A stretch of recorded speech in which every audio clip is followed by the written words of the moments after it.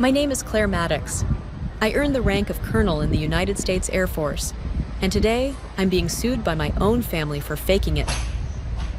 The courtroom was colder than I expected, not from the temperature, but from the way no one on my side of the room looked at me like I belonged there. My parents sat at the front of the plaintiff's row, polished and rehearsed. My brother Malcolm leaned back with his arms crossed like this was some kind of show he'd been waiting to watch fall apart. The judge cleared his throat. The opposing attorney rose, voice sharp with confidence. Your Honor, we contend that Claire Maddox never held the rank of colonel, that she has misrepresented her military service and defrauded the Department of Defense for recognition and influence. I didn't respond. I didn't blink. My lawyer's hand hovered near mine, but I didn't take it. If I had to explain who I was to this room after everything I'd already lost. Then it happened. The courtroom doors opened with a groan that made every head turn. A tall man entered, slow but certain, his uniform sharp metals glinting under fluorescent light. Whispers rippled. Someone stood, then another. By the time he reached the front, the entire courtroom was silent. The man stopped in front of me, looked me in the eye, and saluted. Colonel Maddox, he said. Permission to speak on your behalf, my mother gasped. My father dropped his pen. Malcolm stared. I finally exhaled. It had begun. I was 20 when I told my parents I wouldn't be attending Yale. The letter of admission sat unopened on the kitchen table next to my untouched coffee. Across from me, my father adjusted his watch like the news had merely delayed his tea time. My mother didn't speak at first. She just stared at me, blinking slowly, as if I'd said I was joining a cult. I enlisted, I said quieter now. Air Force. My father scoffed. People like us don't enlist. We lead institutions. We build legacies. I remember that exact sentence, because it clung to me for years, like smoke in my lungs. Malcolm didn't even look up from his phone. So, you're running away in uniform now. That was the last time we all sat at the same table. They didn't come to basic training graduation. They didn't send care packages. They didn't write. When my name appeared in a press release 5 years later, after a major logistics operation in the Pacific, my mother issued a one-line email. We saw the article, hope this phase brings you clarity. It wasn't a phase, it was my life, and I built it alone. What they didn't know, what I never told anyone, outside the ranks, was what happened in Nairobi. A covert joint operation had gone sideways. Our convoy was ambushed, communications blacked out. One of our generals, Lewis Kerrigan, was wounded and unconscious. With no orders and chaos erupting around us, I assumed command. We made it out, every single one of us. But the report, the heroics, the actual truth it was buried under, layers of classification. I signed an NDA that day so airtight it might as well have been sewn into my bones. I didn't care, we survived. That was enough. Or at least I thought it was, until the lawsuit arrived. A legal summons. From my parents, claiming I falsified my military credentials, forged internal documents, and manipulated government resources to fake a rank I hadn't earned. The first time I read the charges, I sat in my living room in silence for a full hour. Then I stood, took off my uniform jacket, folded it on the couch, and just stared at it. They didn't just want to humiliate me, they wanted to erase me. And they knew exactly where to strike. The rank of colonel isn't just a title, it's trust built over years of leading through hell. But to civilians who've never worn the weight of command, all it takes is one seated doubt, and everything you've done becomes maybe she faked it. My lawyer, Rebecca Lynn, was calm. Too calm.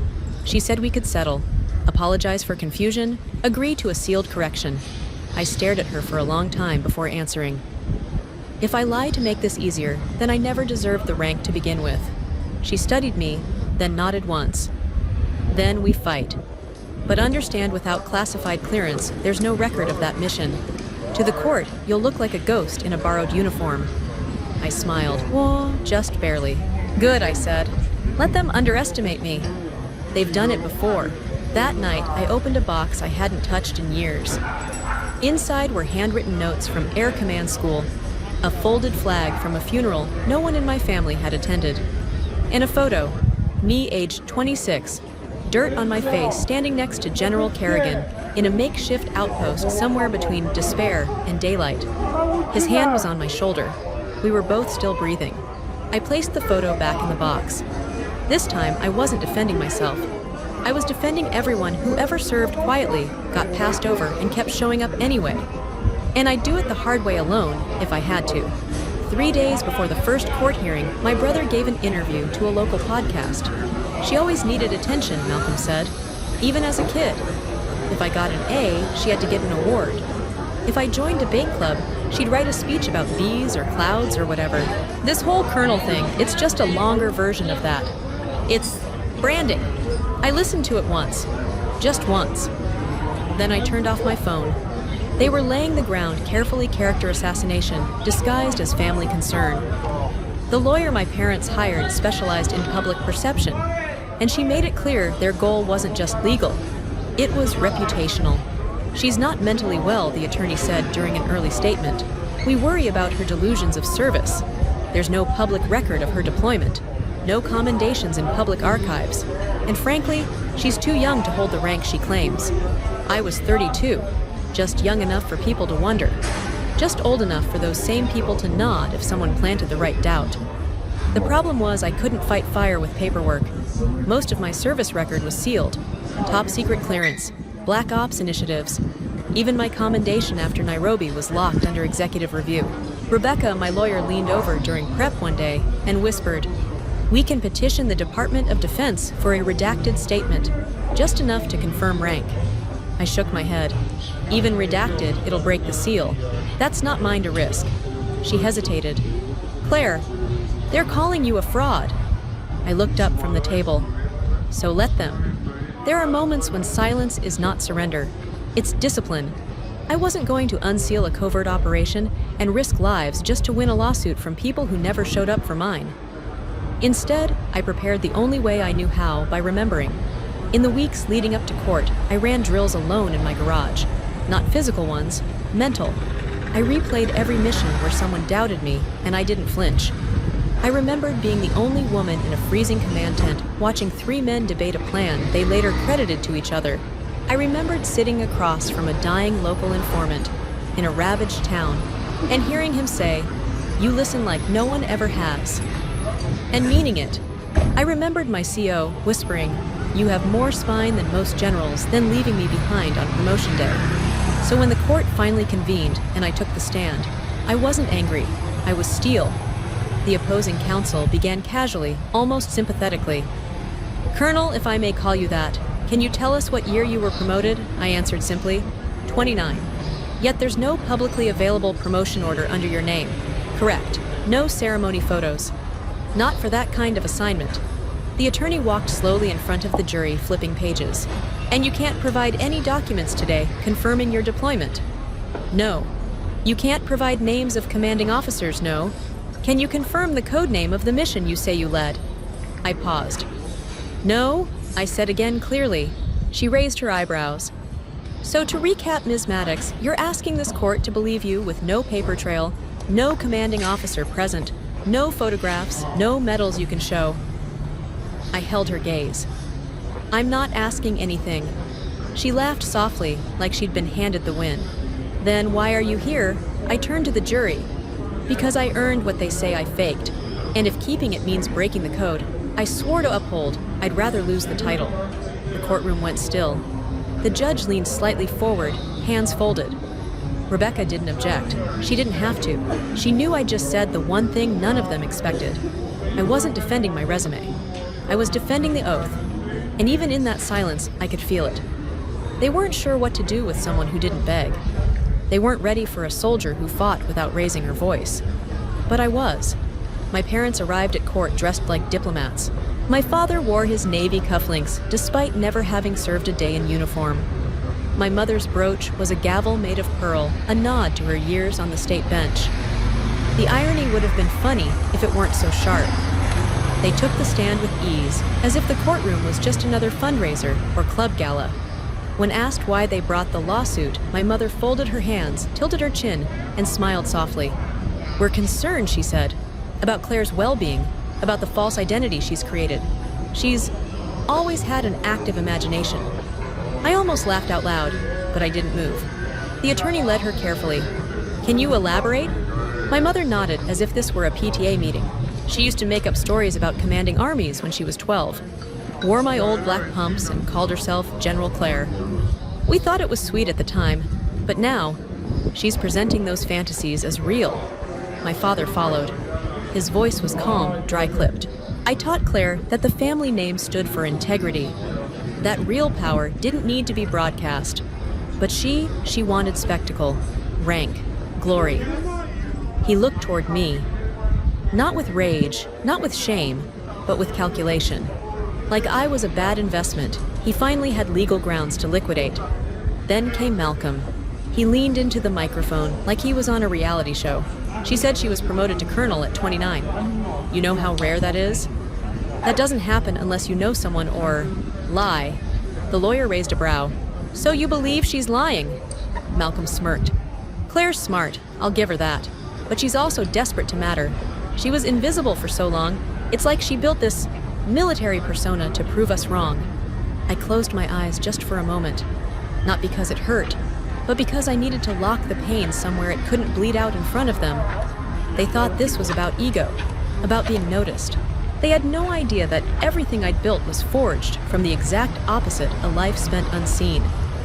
Back at the table, Rebecca whispered, "They're going all in. Character first, facts second." I nodded, let them strip me bare. There's nothing underneath I didn't choose. By the 4th day of trial, public opinion was shifting. Talk shows ran clips of my family's testimonies with headlines like "Fake Colonel" or "Family Scapegoat." The Maddox name legacy versus lunacy, a decorated lie, veteran groups began to divide. Some questioned why I wouldn't defend myself with documents. Others called me a disgrace. But then came a message. A secure, encrypted file from an old unit contact I hadn't heard from in years. No names, no mission codes, just a time-stamped image. Me crouched in uniform beside an injured officer, blood on my sleeve, gunfire frozen in the background. A single caption, she held the line. I didn't send it to my lawyer. I didn't upload it to the press. I just saved it, because it reminded me of one thing no courtroom could touch. Truth doesn't need applause. It just needs to endure. The night before final arguments, I sat alone in my apartment jacket, draped over the chair dress shirt, unbuttoned at the collar. My hands trembled, not from fear, but from restraint. I'd kept every rule, held every line, followed every order. Still, they called me a fraud. I glanced at the envelope I hadn't opened in 5 years. A letter. From him. General Lewis Kerrigan. Written in thick pen, dated the day after Nairobi.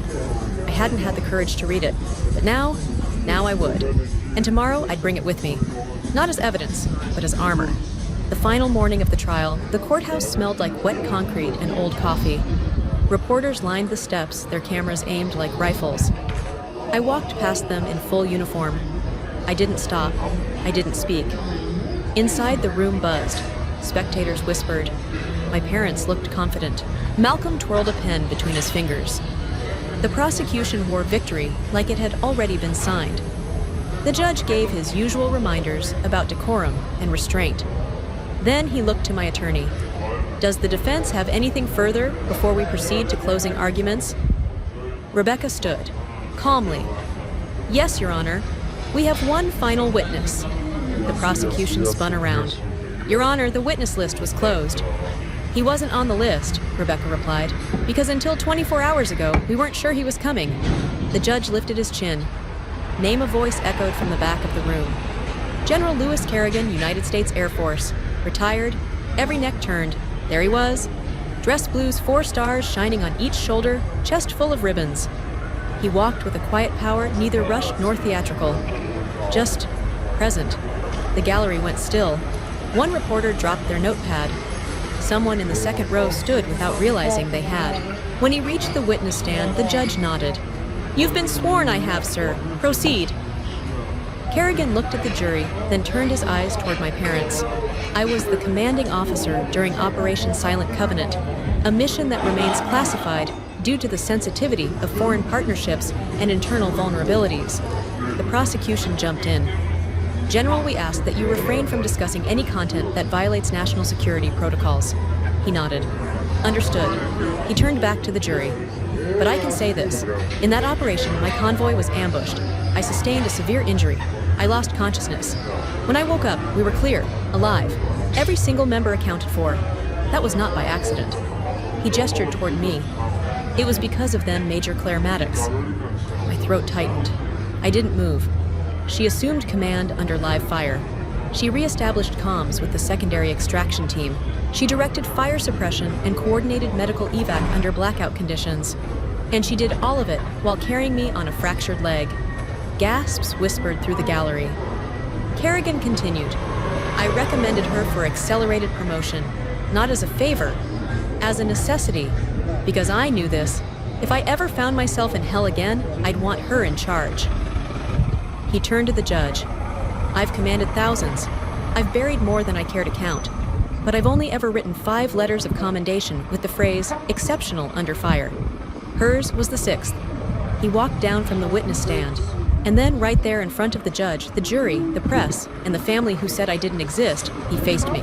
He stood tall, and he saluted. Colonel Maddox, he said, it's an honor. The silence was thunderous. The bailiff dropped his pen. One of the reporters audibly whispered, "Oh my God." My mother's lips parted, but no words came out. My father looked down. Malcolm's pen finally stopped spinning. I didn't cry. I didn't even blink. I returned the salute. Thank you, sir. The judge cleared his throat almost gently. Court will recess for deliberation, but everyone in that room already knew how it would end. Kerrigan turned once more before leaving. Sometimes he said to no one in particular, the people who fight the quietest battles carry the heaviest truth. He walked out without another word, and I stayed standing. Not because I needed to prove anything, but because for the first time in my life, someone had stood beside me and said, she's real. And that was enough. The verdict came faster than anyone expected. Unanimous. All claims dismissed. No evidence of fraud. No grounds for defamation. The court did not simply reject the case, it condemned it. The judge's final statement was brief, but it stayed with me. This court recognizes Colonel Claire Maddox's service as both honorable and lawful. The accusations brought forth were not only unfounded, they were unjust. That word echoed unjust. My family didn't look at me as the gavel fell. Outside reporters gathered like flies. Rebecca asked if I wanted to speak. I shook my head. The truth had already spoken for me in the form of a 4-star salute. I stepped down the courthouse steps alone. They were waiting, of course. My mother approached first, her heels careful on the pavement. Claire, she said softly, we were misinformed. We thought, no, I interrupted. You chose what to believe, you always did. Her lips pressed into a line. She reached out. I didn't take her hand. My father stood behind her arms, crossed eyes unreadable. This could have been private, he said. You made it a spectacle. I turned to him. No, you made it a lawsuit. I made it a defense.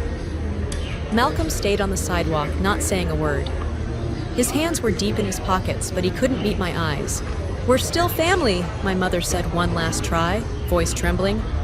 I looked at her then, really looked. The woman who once told me to wear something less commanding to a scholarship interview. The same voice that had called my ambition off-putting. The judge's words still rang in my ears. I didn't lose a family today, I said. I just stopped pretending I ever had one. And then I walked away. I didn't rush. I didn't look back. The metal pinned to my chest caught the late afternoon sun as I crossed the street, and for the first time in years, it felt like it belonged there. Some wounds don't bleed. They don't bruise. They just close slowly, like a door you never realized had been opened behind you. And when it shuts quietly completely, you don't feel broken. You feel free. 6 weeks later, a letter arrived. No return address. Just a neat slanted script I recognized instantly. Kerrigan. Inside was a folded photo. Me mid-laugh, covered in dust and camouflage, kneeling beside a young recruit. On the back, he'd written 4 words. She never needed noise. There was no signature. I framed it and placed it on my desk at the academy, where I'd been invited to teach a semester on operational leadership. Not tactics, not weapons, but judgment, restraint, honor when no one's watching. The first class was quiet. 20 cadets, all younger than I was when I'd led that mission. They looked at me like I was made of marble. Impressive, but untouchable. I started with a question. What do you do when the people closest to you say you don't exist? They didn't answer, not right away. So I told them the story, not all of it, not the names, but the truth. That sometimes leadership means standing silent while lies scream louder. That rank is not a badge, it's a weight. After class, a cadet stayed behind. She was small, bright eyes, hands fidgeting. My brother says I'm wasting my time here, she said, that I'll never command anyone who listens. I looked at her, really looked, and I saw myself years ago before scars, before titles, before any courtroom. I reached into the drawer and handed her a coin, one I'd carried since Nairobi. Then command yourself, I said, and the rest will follow. She nodded, clutching it like it might anchor her. And just like that, I understood. This wasn't about winning. It wasn't even about justice. It was about reclaiming something I never should have had to prove. Myself. That night, I visited the memorial wall behind the Academy Chapel, quiet tucked between two stone pines. No press, no brass, just names. I traced the ones I knew left a small bouquet beneath one I didn't, and stood there as the sun dipped below the hills. The wind shifted, not sharp, not cold, just honest.